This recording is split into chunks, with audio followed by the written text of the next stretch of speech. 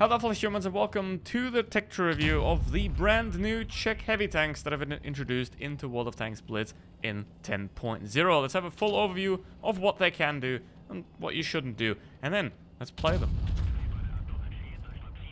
Looking at the stats, the DPM penetration and alpha damage steadily increase with each tier, well, almost, and the weapon handling stays roughly the same for most of them. All of them have 7 degrees of gun depression. Mobility also stays roughly the same, with 14 on the tier 6, then a reduction with the tier 7 and the tier 8, back to 14 with the tier 9, and then we go up to 15 with the tier 10.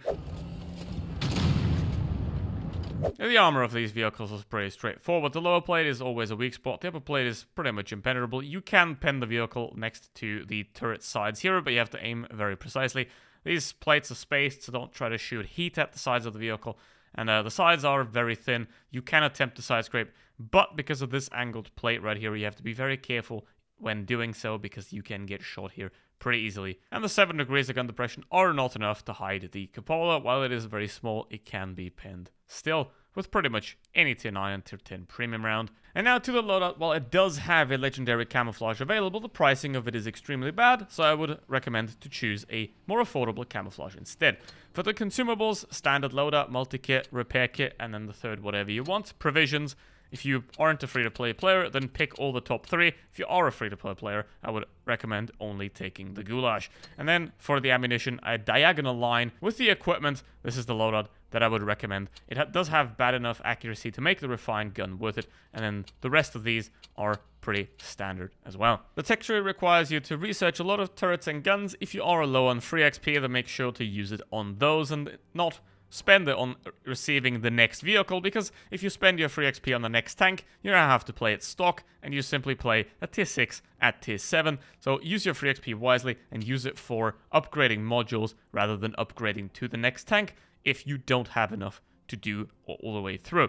And starting with the tier 9, you do have the mechanic of combat stabilization, which allows you to not have a lot of aim time if you're moving less than 15 kilometers an hour.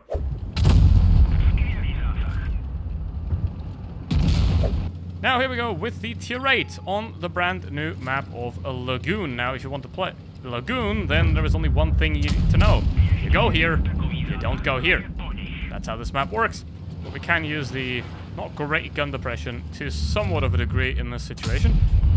It is a 3 versus 4, which means we're going to have to be somewhat careful. The Sturra ammo is quite easy to kill, however, so we're going to be able to use the HE rounds, sort of, sometimes. Here. He is stock, which is nice, and that is something that you should try to learn as well. Spot what tank is using what gun, just by looking at it, because then your game's going to get a lot easier.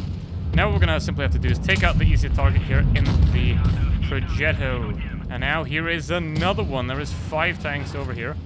And now, you don't want to fight at disadvantage. Staying in this position is not a great idea. So what I'm going to do instead here is I'm going to get out of here. Now they're obviously going to push me, and the Sturra ammo will be as well. However, I will be able to get around this guy and then get to somewhat of a bit of a safety out of the way. Now the problem is obviously the team is on the wrong side of the map, which is a bit unfortunate. Now we're going to try to get out of here. 2,000 damage done so far, and the mobility should get me far enough away to be able to survive. However, the gun depression is not going to allow me to shoot behind me.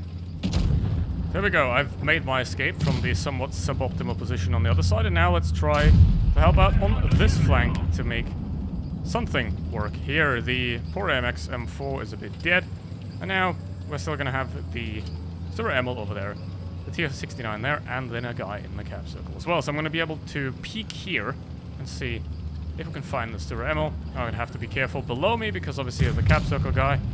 And now we're able to do that. Now it is a 4 versus 3, but the MX will be dead soon. Alright, here's the VZ. That's not going to be too big of a threat. He's just peeking into 3 tanks at the same time. That is not something I would ever recommend doing. Please do not peek sideways into 3 enemies while your ammo rack is also damaged. That is not recommended. Okay, the T69 got me pretty good. Ouch. And now it's a 3v2, but I'm a 1 shot. But I'm going to peek nonetheless, because I know the T28 ain't looking at me, and that is some very nice damage. This map can be pretty hard to traverse, so I would highly recommend checking it out in a training room just to you'll learn all of the angles because it is pretty damn big.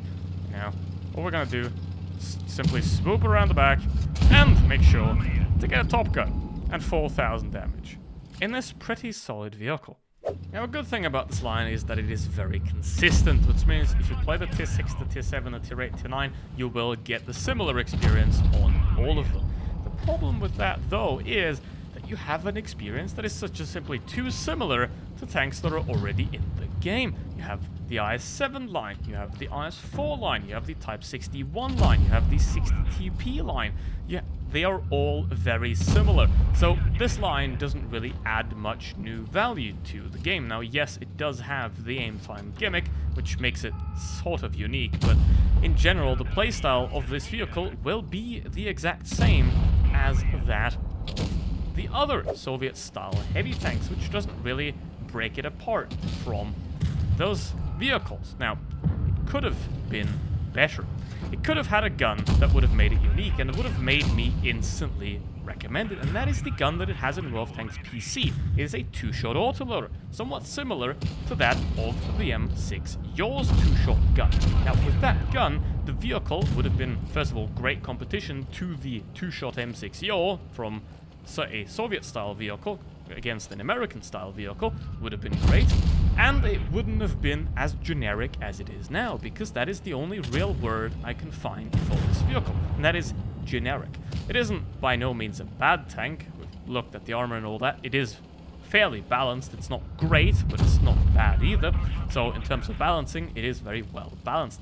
The problem with that is that it isn't very well positioned. It's just there, pretty much. Just like the WZ-1321. It simply exists. There's no reason for it to exist, because it's not unique. However, it's just there. So if you are an enjoyer of an IS-7, an IS-4, a Type 71 of those type of vehicles, then this can be also worth picking up, because you will have the exact same gameplay experience. That is also its downside.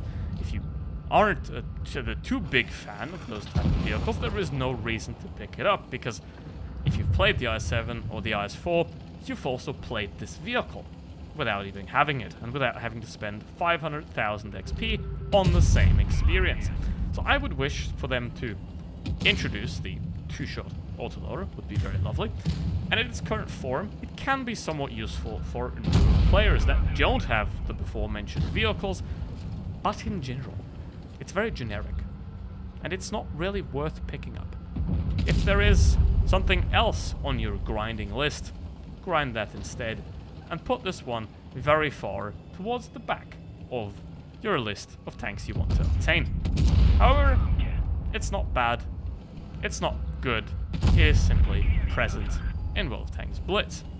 Now, here's the hope that that will change with the introduction of a 2-shot autoloader eventually. Thank you very much for watching, see you next one, goodbye.